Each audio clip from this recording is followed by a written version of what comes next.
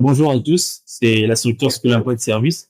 On se retrouve encore une nouvelle fois pour un exercice qui concerne la résolution des fractions.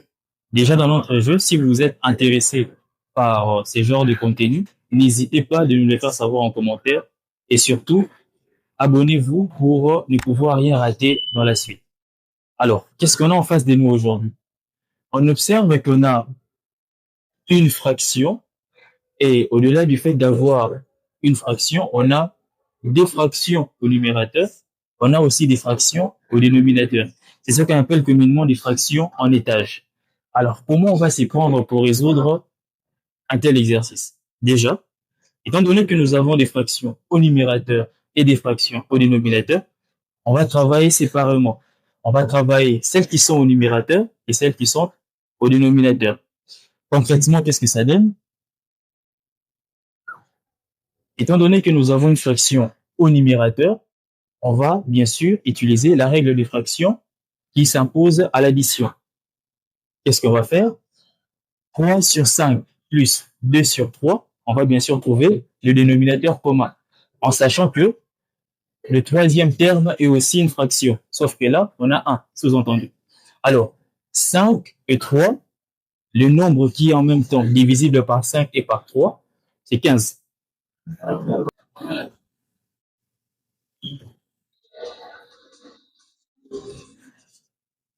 Alors, étant donné que le dénominateur commun est 15, qu'est-ce qu'on fait?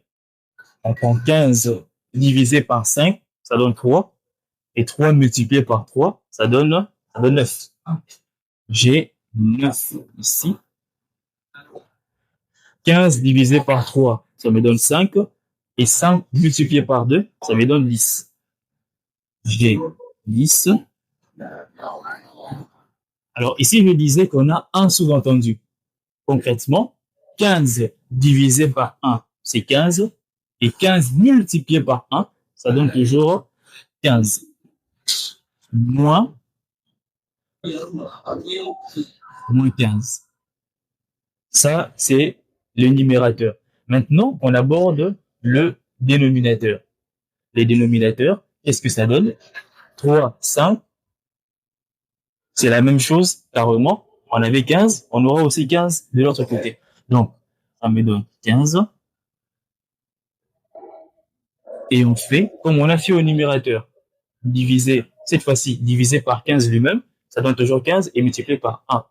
Ça me donne 15. Le signe moins. 15 divisé par 3, 5, multiplié par 2, ça donne 10. 15 divisé par 5, ça donne 3, multiplié par 2, ça me donne 6.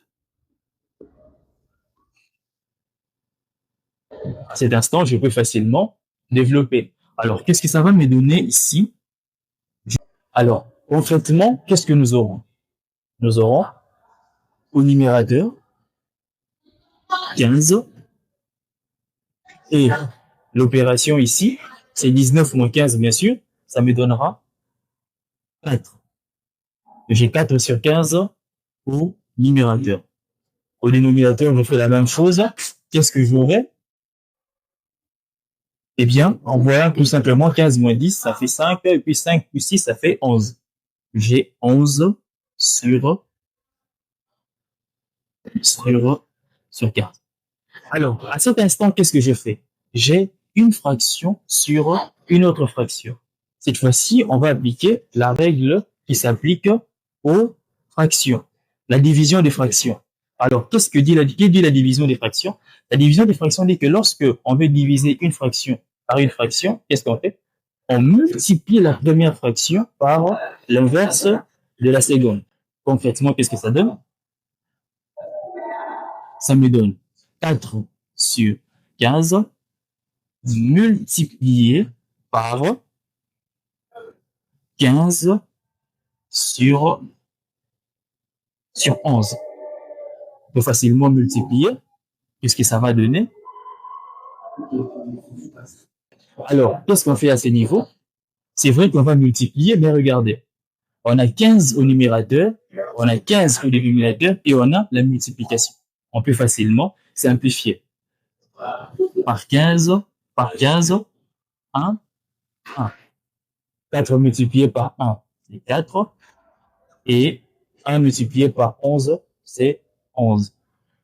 Ainsi, la réponse finale est 4 sur 11. Ainsi, nous venons de résoudre notre fraction en étage comme on s'était dit au début. Alors, je le redis à nouveau, si vous êtes intéressé par ces genres de contenus, eh bien, n'hésitez pas de nous le faire savoir en commentaire. On est là pour ça. Et surtout, n'oubliez pas de vous abonner et d'activer la cloche de notification pour avoir plus de contenus de ces genres et ne pouvoir rien rater.